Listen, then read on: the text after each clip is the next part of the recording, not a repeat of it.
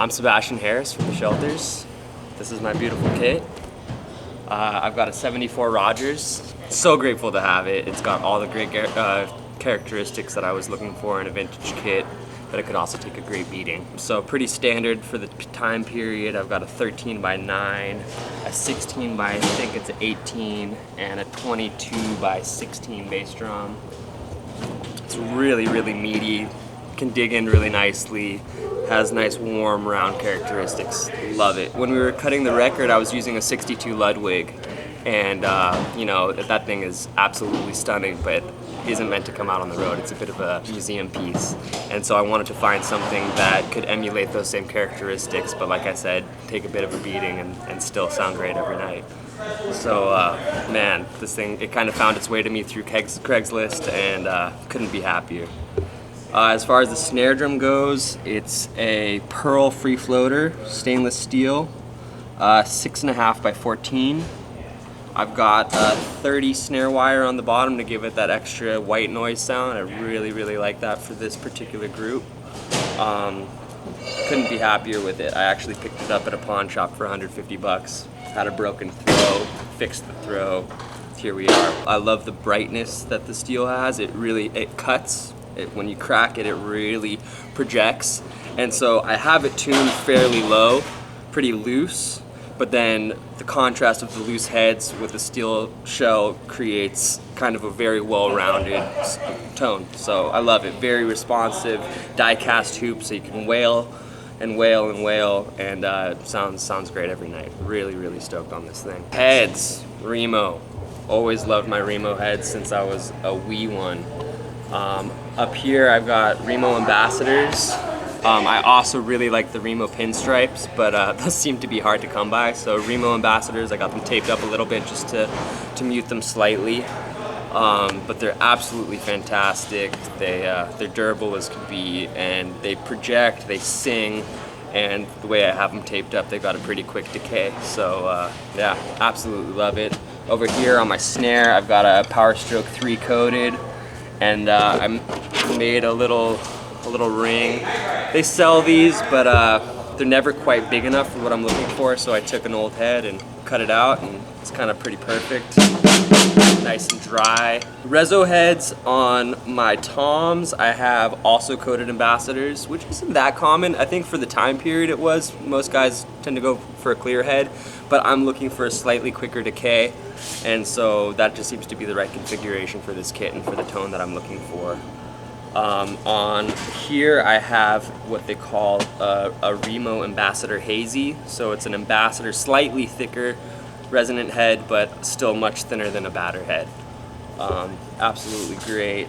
And then cymbals, these I am all about. I'm wild about my cymbals. I am very, very grateful for Sabian for taking really good care of me and helping me find what I was looking for to express my creativity. So starting with a hi-hat, these are relatively new. It's the HH series, the HH Vanguards. These are 15 inches, really, really nice, thin. So I get a really nice wash and a really nice spread, quick decay, but it isn't chunky. It doesn't feel like I'm playing on, you know, on some trash can lids or something like that. So there's still a lot of stick definition. I can get a lot of different colors out of it, and couldn't be happier. Couldn't be happier. That was a real special hookup to me. Really grateful for those guys. And then up here I have both a 20-inch and a 22-inch Artisan light ride. And yet again, it was similar characteristics that I wanted to match the hi-hat. Really washy, a great spread. Can really dig in without it having too much attack. It washes it out and it blends really, really nicely. And you can get a million different colors because they are technically a ride cymbal, so you can ride on them and get nice stick definition, or you can use the shoulder of the stick and get a really beautiful wash, and then they're great for accents. Couldn't be happier with them. And then over here, as my main ride, I have Artisan 22-inch medium ride, so that's gonna give me a little more stick definition, a little more ping, and cuts through really nicely. It's got a great sounding bell. I absolutely love the bell. Couldn't be happier. I've been playing Sabian for about 10 years now, and man, just absolutely love the product.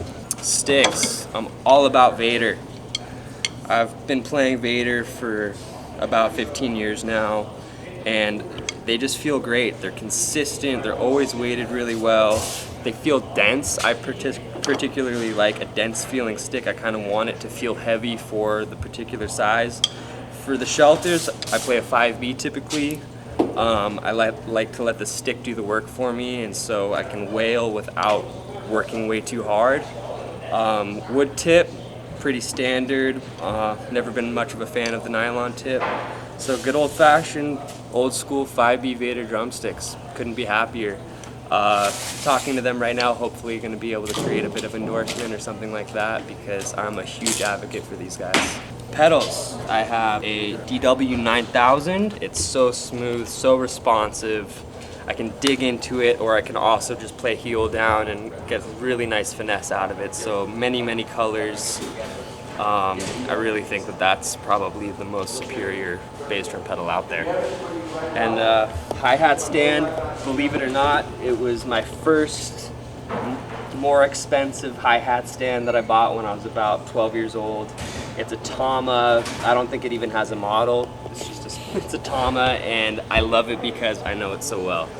It's so a part of me, and so like I said, I can get so many different colors out of the hi-hat because not only are these cymbals great, but I just have great connection with this, and my left foot loves it. So we have a great Allen and Heath IDR.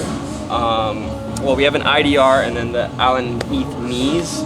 And so what I do for this particular group is we mic the bass drum, the snare, and the hi-hat. We run that into the IDR.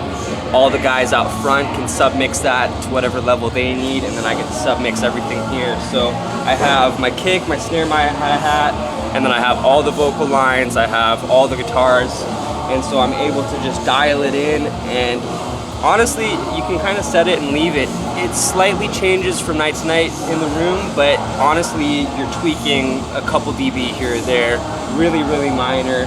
I am so over the moon with this system because when you're doing these quick turnaround load-ins at clubs and theaters, you don't necessarily have all the time to connect with the sound guy and get that ideal mix. And so this is kind of bulletproof. It's going to be the same every night, and if it's not, I can tweak it on the fly, and everything's groovy. This one in particular is a DW, kind of standard, run-of-the-mill, round throne. Never been a fan of the, what do they call it, the saddle seat. I like a good round throne, kind of firm, so I feel well-rooted and planted and can wail away.